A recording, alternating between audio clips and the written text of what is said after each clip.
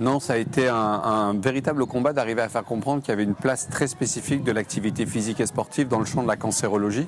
Nous, ça fait 17 ans qu'on a commencé. Et au début, quand on a commencé à parler de ce qu'on faisait, de cours que l'on donnait aux patients, les gens nous ont regardés en nous prenant pour des gentils, quoi. Ils nous regardaient avec un sourire bienveillant, mais ils n'étaient pas très convaincus de ça. 17 ans après, il y a suffisamment d'essais au niveau international et au niveau clinique qui montrent qu'il y a un véritable intérêt thérapeutique à prendre en charge des patients pendant les traitements et à leur faire des programmes d'activité physique et sportive.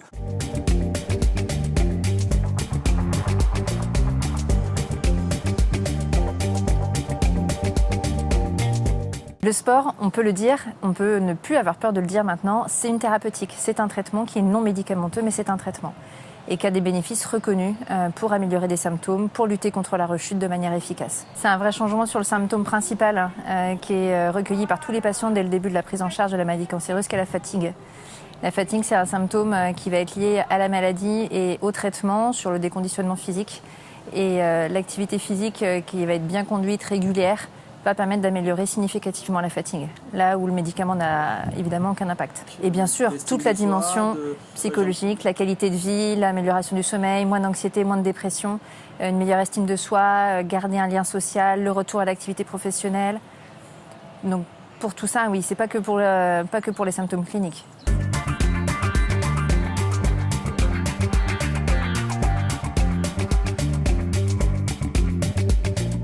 Ce qui nous manque aujourd'hui, clairement, c'est le financement de ce type de pratique. C'est-à-dire, c'est le fait d'aller jusqu'au bout du geste que l'on a initié avec une loi comme la loi sport sur ordonnance, qui dit finalement le sport est bon pour la santé et on le reconnaît comme tel, mais on ne donne pas les moyens aux pratiques de pouvoir s'implanter. Alors, il faut être raisonnable, c'est-à-dire que l'idée, c'est pas de rembourser les gens qui vont dans des clubs sportifs et de leur payer leurs cotisations.